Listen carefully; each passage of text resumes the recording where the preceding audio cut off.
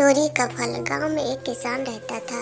उसके दो बेटे और एक बेटी थी, मोहन, मदन और श्यामा। तीनों हर रोज गांव के बाहर स्थित स्कूल में पढ़ने जाते थे। किसान अपने तीनों बच्चों को बहुत प्यार करता था। उसका सपना था कि उसके तीनों बच्चे पढ़ लिख कर अच्छे और बड़े आदमी बने। तीनों बच्चों को नारियल के लड्डू बहुत पसंद थे, इसलिए माँ ने घर पर ही नारियल के स्वादिष्ट लड्डू बनाकर रख दिए थे और रोज स्कूल जाते समय उन्हें एक एक लड्डू दिया करती थी। माँ ने तीनों बच्चों को समझाया था कि उन्हें हर रोज सिर्फ एक ही लड्डू मिलेंगे। एक से ज़्यादा लड्डू रोज खाना सेहत के लिए हानिकारक हो सकता है। माँ ने उन्हें ऐसा डराने के लिए कहा था ताकि लड्डू ज़्यादा समय तक चले, कुछ ही दिनों में खत्म न हो जाए। एक दिन घर पर कुछ मेहमान आए। उनको लड्डू देने के लिए जब माँ ने लड्डू का डिब्बा खोला तो वह दंग रह गई। उसमें से आधे से अधिक लड्डू गायब थे। माँ तुरंत समझ गई कि उसके बच्चे लड्डू चोरी करके खा रहे हैं। माँ ने ये बात किसान को बताई। किसान को यह बात सुनकर बहुत दुख हुआ।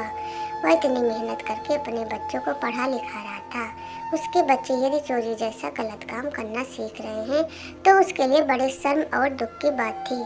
किसान के लिए यह पता लगाना बहुत मुश्किल था कि उसका कौन सा बच्चा लड्डू चोरी करके खा रहा है। फिर अचानक किसान को एक तरकीब सूझी।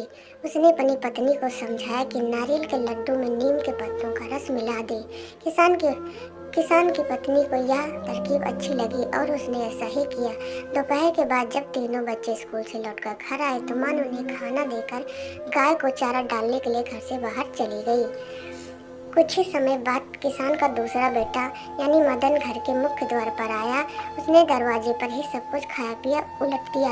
मोहन का चेहरा उतरा हुआ था, आंखों से खूब पानी बह रहा था। तभी किसान और उसकी पत्नी भी घर के मुख्य दरवाजे पर पहुंच गई। वे दोनों समझ गए कि उनका दूसरा बेटा मोहन ही लड्डू चोरी करके खा रहा था। किसान ने क्रोधित होते हुए यह कहा कि कल से मदन अब स्कूल नहीं जाएगा। वह मेरे साथ खेतों में मजदूरों की तरह काम किया करेगा।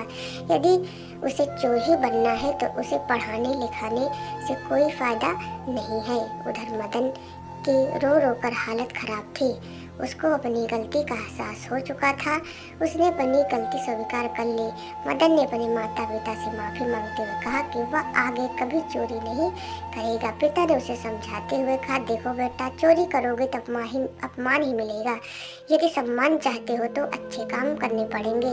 अब तुम्हें खुद फैसला करना है कि तुम्हें अपमान चाहिए या सम्मान। मदन ने निश्चय किया कि वह अब ऐसा कोई काम नहीं करेगा जिससे उसके माता पिता को या उसे अपमान मिले। उसकी प्रार्थना पर किसान ने उसे क्षमा कर दिया। इसके बाद उसने कभी चोरी नहीं की।